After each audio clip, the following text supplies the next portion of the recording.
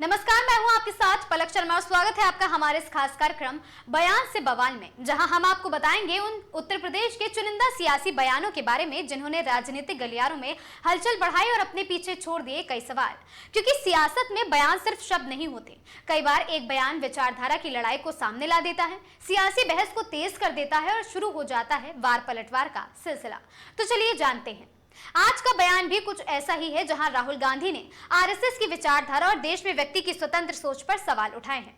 आज की बात लोकसभा में विपक्ष के नेता राहुल गांधी के उस बयान को लेकर है जिसमें उन्होंने आरएसएस पर आरोप लगाया कि संगठन ने यह तय कर लिया है कि वह देश के करीब 1.5 आबादी लोगों का सच जानता है। दिल्ली में हरा भरा स्वराज राजीव गांधी के विजन को श्रद्धांजलि कार्यक्रम में बोलते हुए राहुल गांधी ने महात्मा गांधी के स्वराज के विचारधारा पर जिक्र किया। उन्होंने कहा कि हर व्यक्ति अलग है और हर इंसान के पास अपने सच तक पहुंचने का अपना रास्ता है। राहुल गांधी ने कहा, कोई दूसरा व्यक्ति ये तय नहीं कर सकता कि सामने वाले का सच क्या है, और इसी बात को उन्होंने भारत की मौजूदा वैचारिक लड़ाई का एक केंद्र बताया।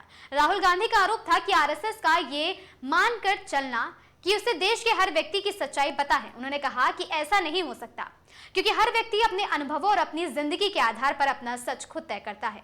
अब सवाल यह है कि राहुल गांधी ने आरएसएस पर इतना बड़ा वैचारिक हमला इसी मन से आखिर क्यों लगाया। दरअसल राहुल गांधी लंबे समय से आरएसएस और बीजेपी की विचारधारा को लेकर सवाल उठाते रहे हैं, लेकिन इस बार उन्होंने बहस को सीधे व्यक्ति की स्वतंत्र सोच और सच तय करने के अधिकार से जोड़ दिया।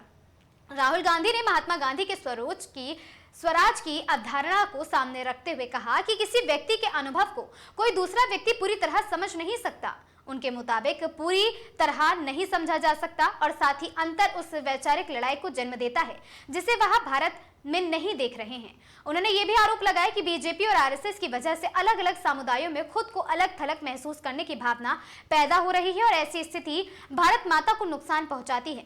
यानी राहुल गांधी के बयान में सिर्फ आरएसएस पर हमला नहीं हुआ था, बल्कि इसके जरिए उन्होंने बड़ी वैचारिक बहस खड़ी कर दी है कि कोशिश की क्या किसी एक विचारधारा को पूरे देश की सोच और सच का प्रतिनिधि माना जा सकता है। और यहीं से बयान की सियासी अहमियत बढ़ जाती है, क्योंकि एक तरफ राहुल गांधी इसे व्यक्ति की स्वतंत्र सोच और स्वराज से जोड़कर देख रहे हैं, तो दूसरी तरफ उनका सीधा निशाना आरएसएस की वैचारिक भूमिका पर भी है।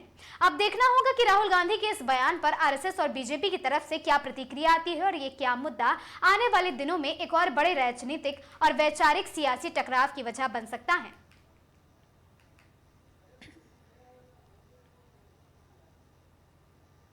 तो आज के लिए बयान से बवाल में इतना ही। राहुल गांधी का बयान आरएसएस पर सीधा वैचारिक हमला और उसके केंद्र में एक बड़ा सवाल, क्या किसी देश की जनता का सच कोई संगठन या विचारधारा तय कर सकती है। आपको क्या लगता है, राहुल गांधी का यह बयान सिर्फ राजनीतिक हमला है या इसके पीछे इसके जरिए कांग्रेस एक बड़ी वैचारिक बहस को आगे बढ़ाना चाहती है। आपकी राय क्या है, हमें कमेंट में जरूर बताएं। मैं फिर मिलूंगी बयान से बवाल में एक और नए बयान और इसके पीछे छिपे सियासी सवाल के साथ। तब तक के लिए नमस्कार, देखते रहें आगाज टाइम्स।